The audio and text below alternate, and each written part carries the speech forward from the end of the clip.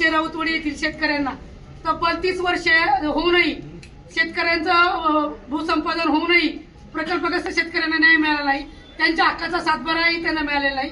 यासाठी वारंवार आंदोलने करूनही ह्या मगरगट्ट प्रशासन मंगेर तहसील कार्यालय असेल, भूमी अभिलेख कार्यालय असेल, वारंवार यांच्या हेलपाटे करूनही आज 35 वर्षे होऊन 15 प्रकल्पग्रस्त शेतकऱ्यांचे कुटुंब आता 70 वर गेले असून या शेतकरी शासनाच्या योजना घेण्यासाठी नाहकपणे ह्याच्यामध्ये कित्येक दिव्यांग बांधव आहे त्यांची नाहकपणे फरफड होत आहे।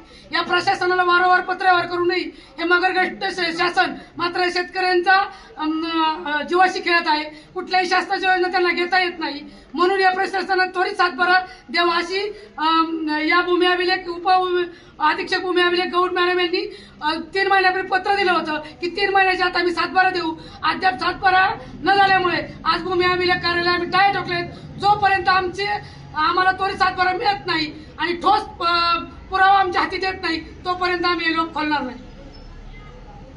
15 ऑगस्ट 2025 रोजी आम्ही याच विषयासाठी उपोषण केलं होतं। त्यावेळेस स्मिता गौड मॅडमने आम्हाला लेखी पत्र दिलं की 3 महिन्याचा वेळ द्या, तुम्हाला सातबारा बनवून देते। आज 3 महिन्याचे 4 महिने झाले तरी पण त्यांच्याकडून काहीच कारवाई झाली नाही। यामुळे ह्या प्रशासनाचा मी निषेध करतो। तहसीलदारांच्याकडून सगळं काम झालेलं आहे।